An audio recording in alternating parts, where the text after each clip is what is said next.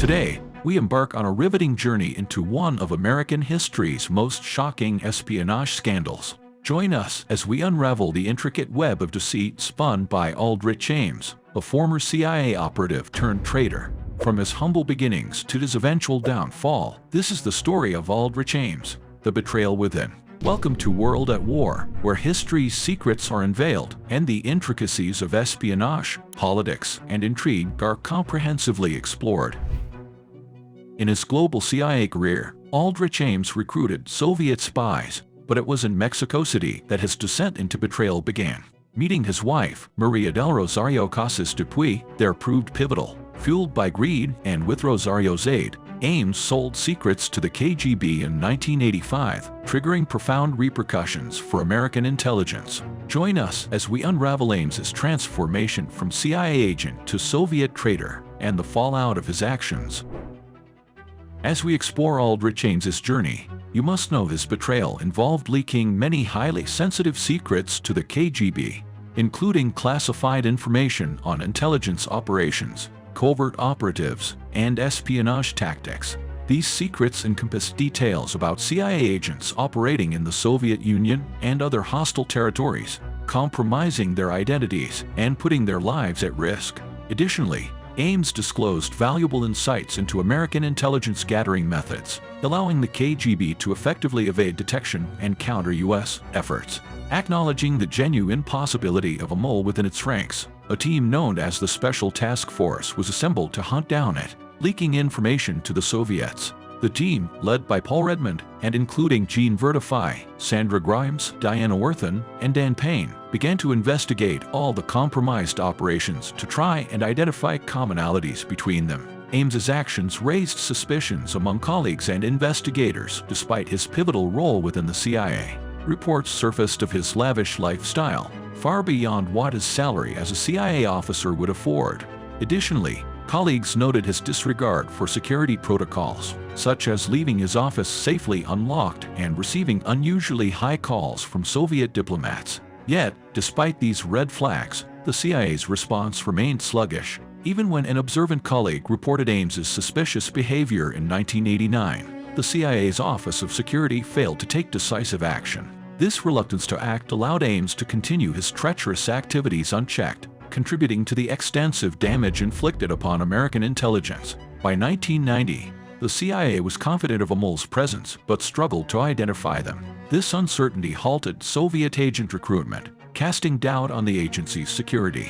Aldrich Ames, suspected of being the mole, was transferred to the Counter-Narcotics Center to limit his access to classified data. Despite this, suspicions persisted. As scrutiny intensified, investigators spoke to colleagues, revealing concerning behaviors. The search for the mole intensified, marking a pivotal moment in CIA history. Red flags and failed tests. What emerged from the investigations into Aldrich Ames was nothing short of shocking. Colleagues revealed alarming behavior patterns, with some expressing little surprise if he turned out to be a spy.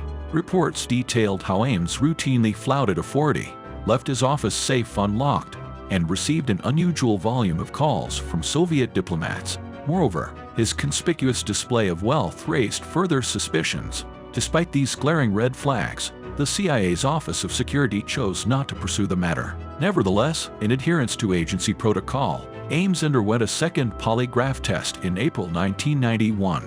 This time, however, the results were damning. When questioned about the source of his newfound wealth, Ames provided an unsatisfactory explanation, attributing it to his wife's family in Colombia. Yet, the polygraph indicated deception, casting severe doubts on his integrity. The CIA's suspicions reached a tipping point as Ames's colleagues on the task team began to observe a remarkable transformation in his lifestyle. His once yellowed teeth were now capped, and his wardrobe had upgraded from budget attire to bespoke suits that even his superiors couldn't afford. Despite his modest annual salary of $60,000, Ames was living a life of luxury. He resided in a $500,000 home in an affluent Arlington, Virginia neighborhood, purchased outright with cash. Cruising in a luxury Jaguar, he spared no expense on lavish home renovations and decorations. His extravagant monthly phone bills, exceeding $6,000, primarily consisted of calls to his family in Colombia. Moreover, Ames held premium credit cards with minimum payments surpassing his monthly salary. These glaring discrepancies painted a damning picture, intensifying the scrutiny surrounding Ames's activities within the agency. After years of fruitless pursuit, the CIA task team zeroed in on Aldrich Ames, launching a joint investigation with the FBI in 1993. Intensive surveillance and meticulous monitoring uncovered damning evidence, culminating in Ames's covert signal to his Russian handlers in October. Allowed to travel to Bogota under scrutiny, Ames returned to face the inevitable. On February 21, 1994, the authorities moved in, arresting the 52-year-old outside his Arlington home. Despite his protests of innocence, Ames was apprehended, with his wife Rosario also taken into custody, marking the climax of a prolonged investigation into one of America's most notorious espionage cases. Following their arrest, Ames and Rosario faced formal charges of espionage. Ames pleaded guilty and received a life sentence, while Rosario was sentenced to 5 years for tax evasion. Ames admitted to compromising numerous CIA agents and providing vast amounts of classified information to the USSR and Russia. His actions led to the compromise of over 100 American intelligence operations and the execution of at least 10 sources. The fallout extended to enabling the KGB to manipulate U.S. intelligence with disinformation. Join us as we delve into the enduring repercussions of Ames's treachery on national security. As we conclude our exploration of Aldrich Ames's betrayal, the impact of his actions on American intelligence reverberates to this day.